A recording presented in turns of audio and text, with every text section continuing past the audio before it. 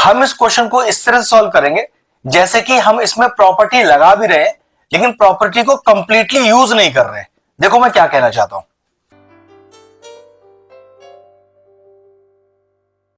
Hello friends, आज हम topic discuss करें क्लास 12 से और जो चैप्टर लिया है वो इंटीग्रेशन। एक बहुत ही यूनिक क्वेश्चन लेके आए हैं। इस तरह के क्वेश्चनों में पहली बारी में दिमाग लगा पाना काफी टफ हो जाता है। देखो क्वेश्चन का ट्रिक क्या है। क्वेश्चन अगर देखो तो ऐसा लग रहा है जैसे -a टू a की प्रॉपर्टी का यूज करते हुए आंसर निकालना है। वैसे यूज तो करना है इस प्रॉपर्टी को, लेकिन किस तरह से वो जरा ध्यान से देखना। मतलब हम इस क्वेश्चन को इस तरह से सॉल्व करेंगे जैसे कि हम इसमें प्रॉपर्टी लगा भी रहे हैं लेकिन प्रॉपर्टी को कंप्लीटली यूज नहीं कर रहे हैं।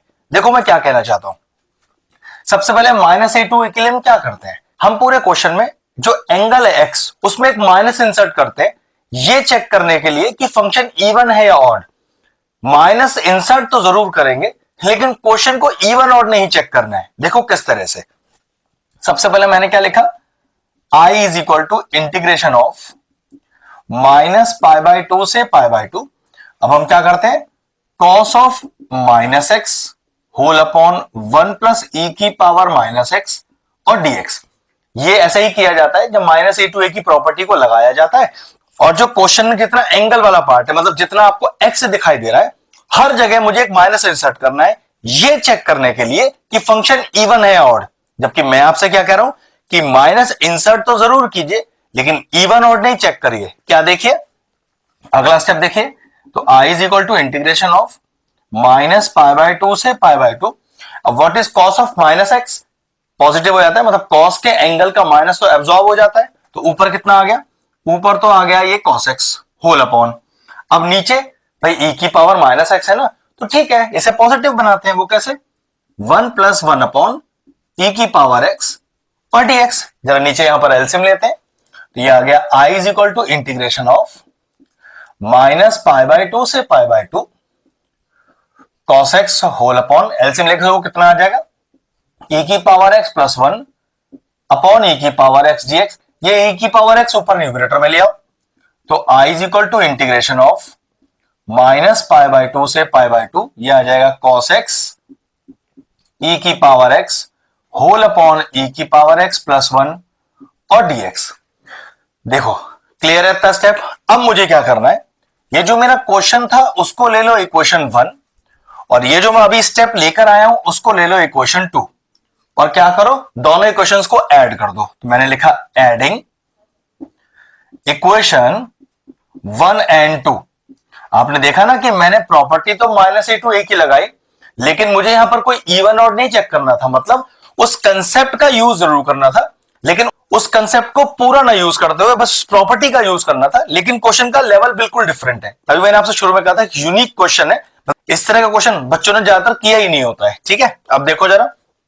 तो एडिंग इक्वेशन 1 एंड 2, तो LHS से LHS जोड़ो, RHS से RHS। तो LHS में I और I लिखा है, तो I प्लस I कितना हो गया, 2I और इंटीग्रेशन ऑफ -π/2 से π/2, वहां लिखा हुआ है cos x upon 1 plus e की पावर x dx प्लस -π/2 से π/2, यहां लिखा हुआ है cos x इंटू e की power x upon 1 plus e की पावर x और dx।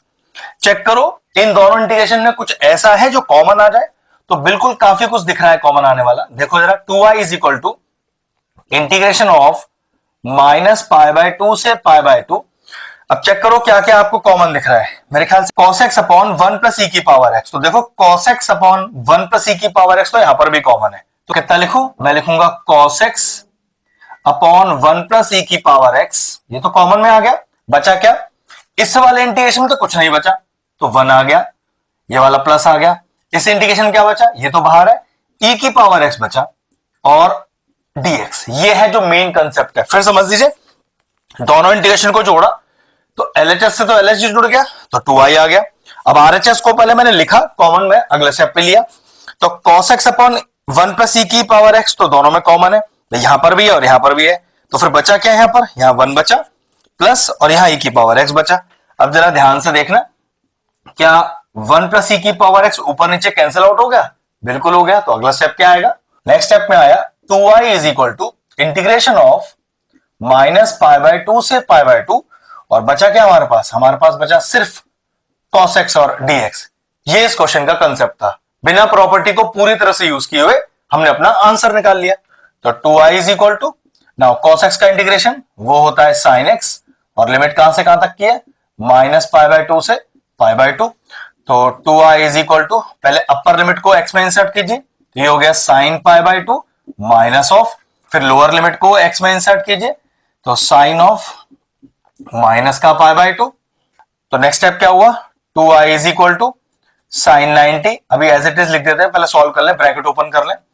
अब माइनस, साइन के एंगल का माइनस बाहर आ जाता है, जैसे कॉस का एंगल का माइनस अब्सॉर्ब होता है, इसी तरह से साइन के एंगल में माइनस हो या टेन के एंगल में माइनस हो तो बाहर आ जाता है। तो साइन के एंगल का माइनस है, बाहर करो इसे।